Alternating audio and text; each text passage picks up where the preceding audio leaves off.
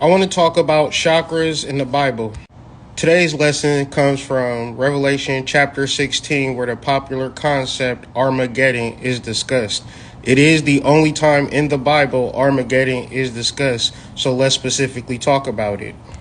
Armageddon should not be taken literally, nor should it be taken as a thing that might happen one day. Because if you really look at it, you got to really use your mind.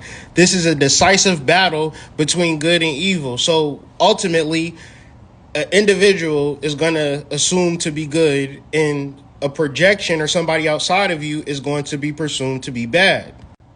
So the basic premise of this concept of Armageddon and not understanding it, thinking it's going to happen outside of you, is projection 101, where you cannot process your evil feelings within yourself. So it must be Donald Trump that is evil. It must be Elon Musk that is evil, Zuckerberg that is evil, but I personally could never be evil.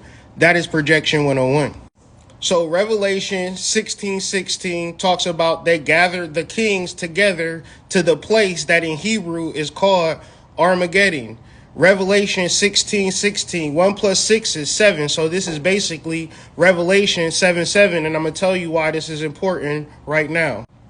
Because this actual chapter, Revelation 16, is talking about the 7 bowls of God's wrath. Now, if you actually think these are literal bowls, then you might need to get a psych evaluation. Obviously, they're talking about something metaphysical, something, a divine idea that you must understand. And that divine idea has to be related to you. In what way?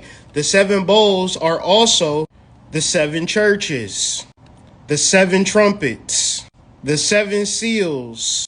But in reference to the 7 bowls, we're talking about a specific process that is necessary for Kundalini activation, which is purification.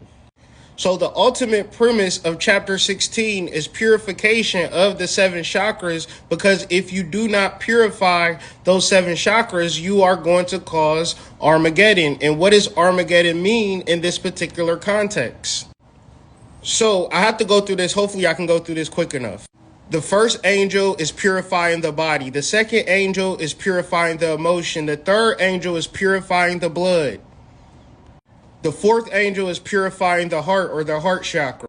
The fifth angel is purifying the third eye. And the sixth angel, where Armageddon takes place, is purifying the mind. So ultimately, Armageddon is when you have persistent negative thoughts. And let me show you why this is so important.